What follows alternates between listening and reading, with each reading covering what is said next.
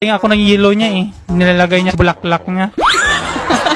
Teka, anong gagawin sa yelo? Nilalagay niya sa puwit niya po, sir. Para hindi daw, ang pangganda, almoranas. Ikaw ang naglalagay ng Hindi yelo? siya po, sir. Ako lang nagbibigay doon sa kanya. So habang nandun siya tumutwad, nilalagay niya lang. Oo. Nandun din ako. Hindi ko ata kaya to. Kaya nga, sir, Ano bang pinanggagawa nitong boyfriend yung... Nga Idol Rapi dahil sa napakasimpleng bagay lang, yun agad, makikipaghiwalay na agad siya sa akin. Alam niyo ba kung ano yung dahilan na yun? Yun lang yung pag nautot ako. Siyempre, minsan, di ko naman malaya, napapautot ako. Hindi ko naman alam eh. Tsaka, ba't ko pa sabihin? Mag-asawa naman kami. Magkasama na kami sa bahay. Dapat komportable na kami sa isa't isa. Na kung utot ako, kailangan ko pa ba magsabi sa kanya? Bakit ka nakipaghiwalay, Kim? Yun na nga, Idol Rapi, gaya po ng sinabi niya na pag nautot siya, di kasi siya nagsasabi na, kunwari, napakadali lang naman magsabi na, uy, babe, uutot ako, baka mabaho. So yun, naiintindihan ko naman yun, pero yung uutot siya, tapos tatawa-tawa pa siya, umutot ako, mabaho ba? Siyempre niya dun eh, no? Birthday po ng anak ko, hindi po na-celebrate yung birthday ng anak ko. No? Dahil? July 27 po, kasi sinaksak po niya ako sa tagiliran po. Ay, kulong ka dito, Carlo. Nako, Carlo. Alam mo yung ungol mong yan. I-save mo yan pagdating mo sa loob ng kulungan. Huwag naman po, sir.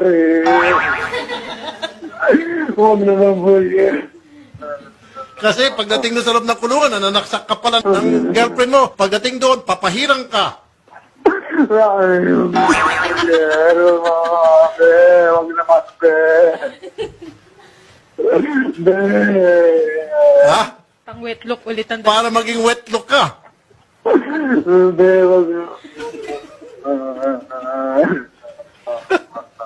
Sige na, tama na. Sumasakit na siya.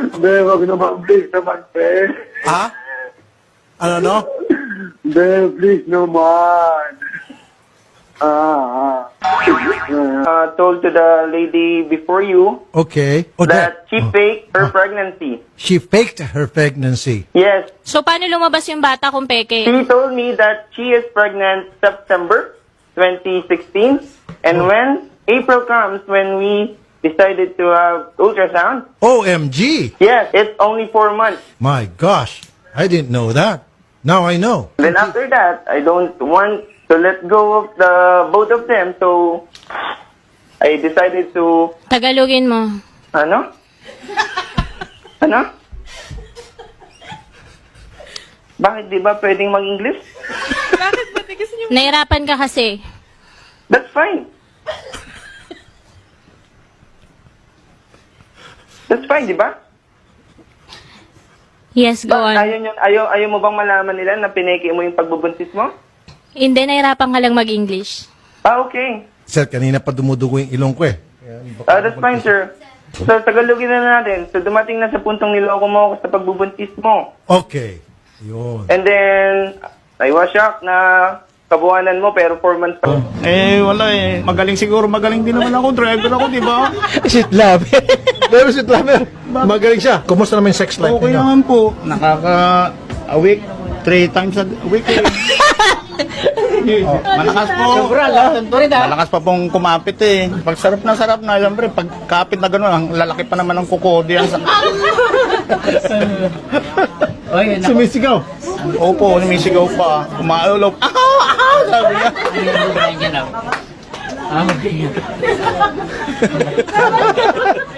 Okay, di may sugat-sugat yung puwet mo na.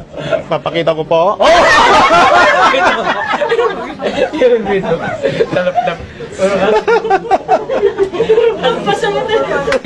Opo, sir, talaga. Balik sana siya, mahal naman. Gaano mo siya kamahal? Buong buhay ko, yung buhay ko po, sir, parang kulang pa eh.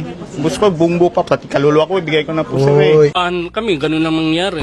O sige, ganun na lang gagawin ko. Anong ganun? Ganun ang gagawin mo? Ano? Saan kayo pupunta? Magbangkit ka ng lugar saan mo gustong pumunta. Testingin natin. Malayo lang sa lugar namin. Bandang Alabang para lumayo lang. Saan ba kayo si Kabit? Saan sila ngayon? Quezon City sa may Holy Spirit. Quezon City, Alabang. Medyo malayo na nga yan. Oo. Malayo na yan. Pwede, oo. Isang bus ride lang yon.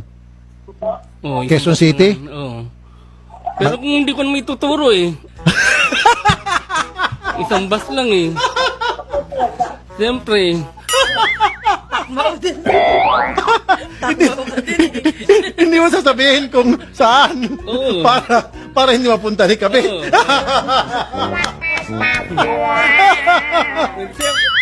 Wise kasi sir ano?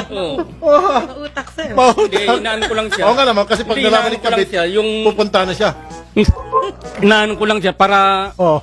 ilayo lang kalooban niya sa kabit na yun. Kung ka na sir ng 100,000, pipirmahan mo ma'am. Opo, opo. Parang Hindi hindi ako, ko kaya ng 1 million kasi magkano sir ang sahod ng gwardiya. So, saan natin kunin yung 1 million? Pipilitin kung kakayang pilitin na pag-ipunan. Ito. Isang complaint. Sir, meron ka bang 1 million dyan? Ng 1 million, hindi nga, wala eh. Pag-ibig nga wala. Pag-ibig nga sir, bigo eh. Okay lang. Siya yung complainant na ipinagpalit ng kanyang girlfriend sa lesbian kanina. Wala nga pang ano sa mga bata eh.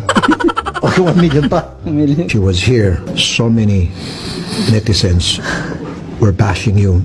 They were condemning you.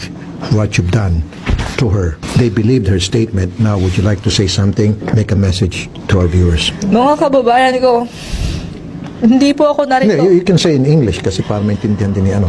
All my fellow Filipinos, now this is my side. Listen, look, and listen, and learn. Anyamot.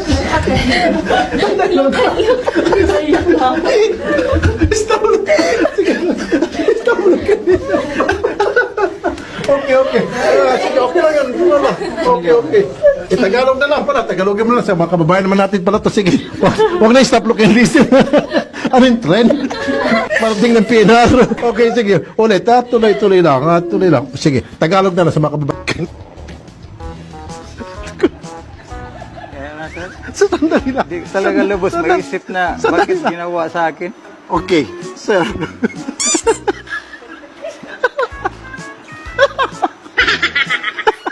Para hindi gawain ng matinong tao, sir ba? Anong ginawa, sir? Nilagyan ng CD ang... Yung shirt ko, sir, at saka yung brief ko. Kasi umpisa idol, yung sinuot ko brief at saka boxer shirt, dala ko pa galing Manila. So kaya hindi nag-absorb dito muna sa hita. The next night, wala na akong dala galing sa Manila. So yung brief nang galing sa bahay ko. Sa drawer ko pa kinuha yun. Malinis talaga. Susunod na yung brief mo na may CD. Pagsuot ko, yun, nag-anghang yung ko na naman. Sabi ko, pangalawang gabi na to na ginawa nyo sa akin. Ang shirt ko, linagyan nyo. Ang brief ko, linagyan nyo. Paano nawala yung ano ang... Yung nag-ano ko, hindi man mawala, ibabad ko sa tubig, saka shampoo, saka sabon. Nakuha ko ng udlot ng bayabas, nilaga ko, tapos ilagay ko ng tubig, maligam-gam. Yun, yun, nawala. Nung ano na, yung sa bayabas. Okay, nawala. Nawala na yun. Tapos, Hiling ay makausap yung kanyang mister na nagtatago sa ngayon. Iniwan daw kasi siya ng kanyang mister dahil sa mga utang. Pakita natin yung picture ni mister. Okay? Ayan, picture.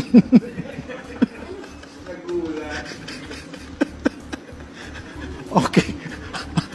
So, maganda.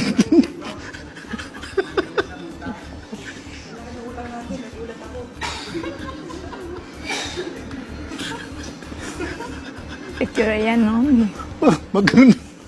Magandang tanghali mo, ma'am.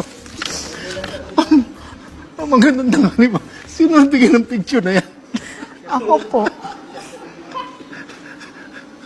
Okay. Sandali lang. Sandali. Ayos. Ito, hindi ito manloloko. Mabait ito. Okay ba yun? Maganda pa kahit hindi mag-toner. Aba! Hindi na kayo mag-toner. Bugin, sir. Ah, hindi pa. Nabubugbog ka ba? Hindi po ako nambubog. Ivy, mo kami pag-asa ka. Nagkakainin. Ano problema mo? May boyfriend na po kasi. Ayun na. Sorry. Sorry naman, Ivy. Pero Ivy, ito, wala. Wag ka. Ano? Ivy. Puro Ito, panggugaw ito. yung mga nasa tabi ni Boss. Pwede, sir. Ah, mas gusto mo to? Kasi kahit gaano man kabigat, pag mahal mo, kakayanin mo. Kaya nagka-down siya, sir. Halika nga rito. Sige, ma'am. Wala ako tintindi. Akin exam sasabok. Ano sabi netizen? Ikaw, kinig ka sabi netizen. Oy, check ko, balik ka na China. Oh, sabi nito isang check.